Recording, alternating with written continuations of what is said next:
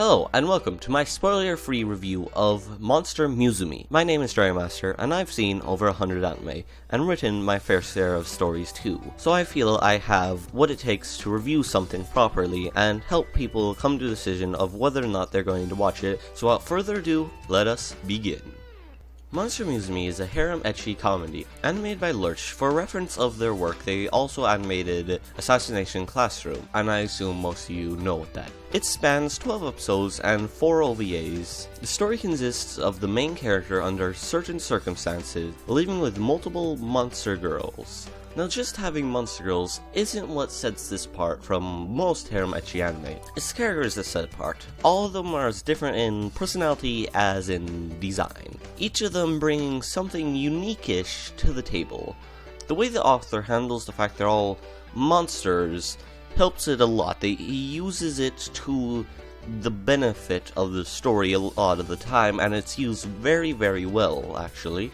Now, before I start giving a score to this, let me just give a couple more thoughts about it.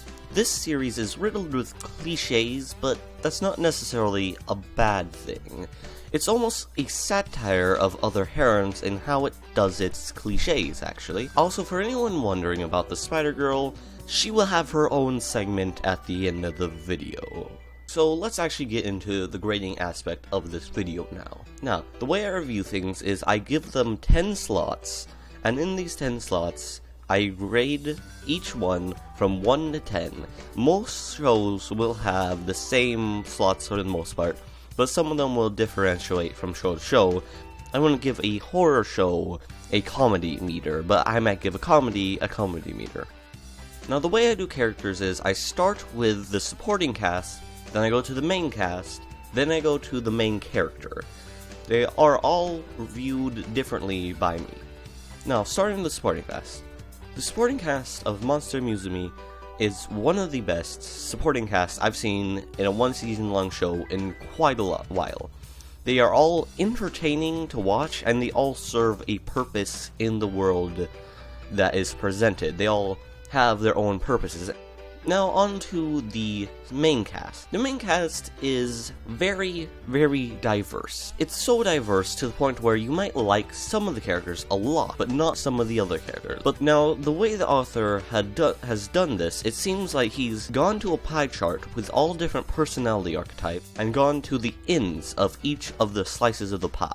Now on to the MC. The main character of Monster Musume is, well, simply put, much better than you would come to expect from harem. Most harems, at least in my opinion, the main character are generally horrible. They're generally just horrible people in general, very unentertaining. They're usually the worst part about the series. In this series, the main character is somewhat likable. He has a reason to do some of the things he does. He doesn't go for the monster girls for actually a very good reason. But even with having a very, very good reason to not think about dating one of these monster girls, he still generally goes farther than most characters that don't actually have a reason.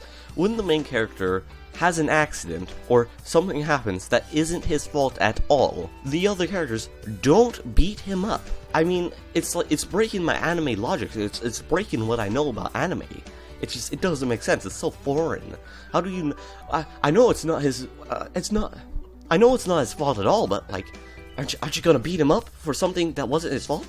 And so, overall, I'd give the characters of Monster Musume a 7 out of 10. Now, a 7 out of 10 is the second highest I can possibly give a harem series. Unless, of course, it's one of the greatest harem series ever created.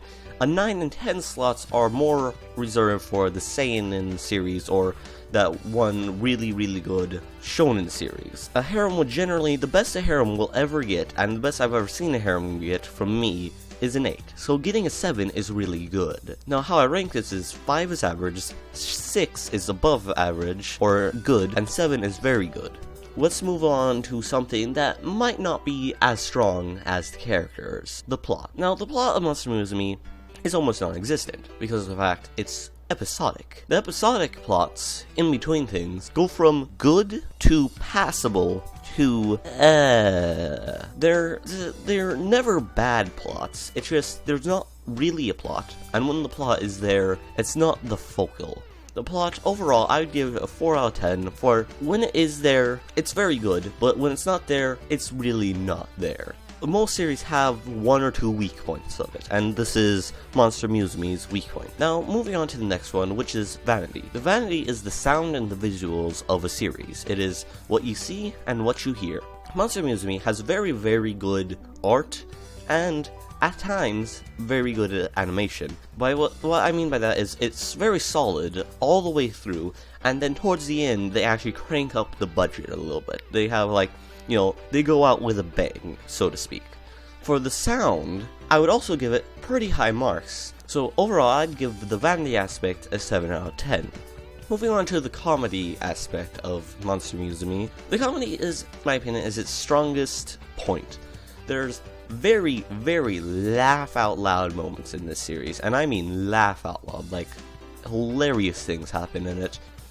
Never gets in the way of a serious moment. It never does that. It's always seems to be fitted in quite well. So I'm going to give the comedy of this a 7 out of 10. I'm going to move along to the next aspect, which I feel needs to be talked about in a harem series. Believability.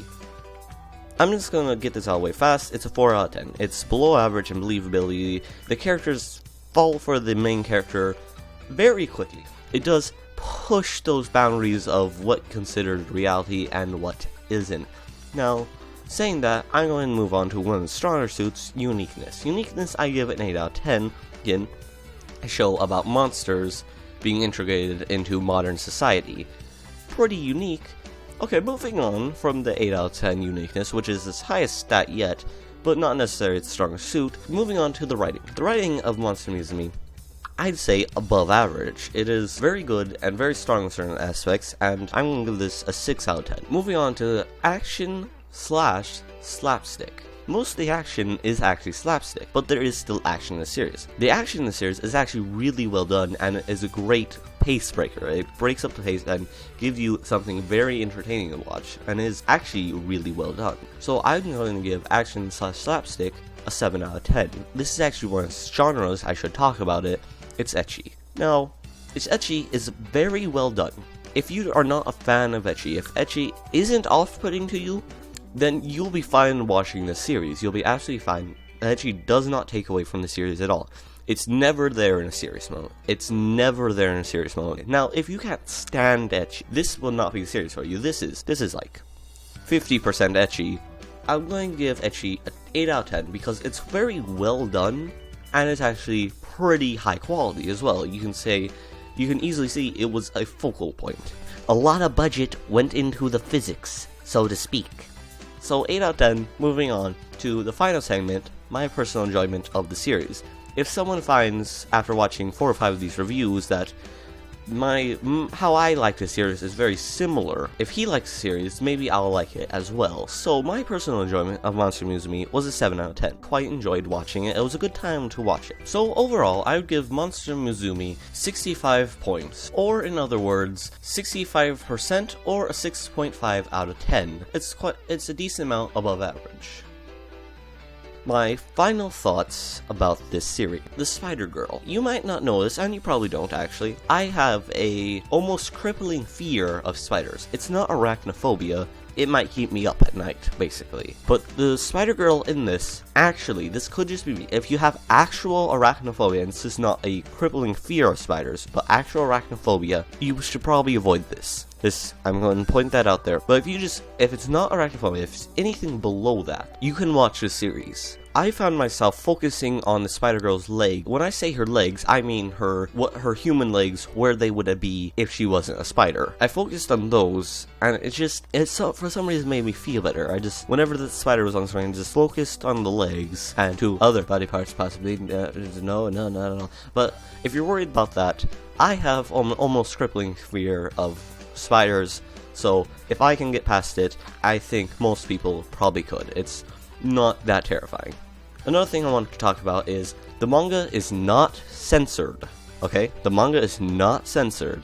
If you read the manga, do it in privacy. It is not censored. Okay.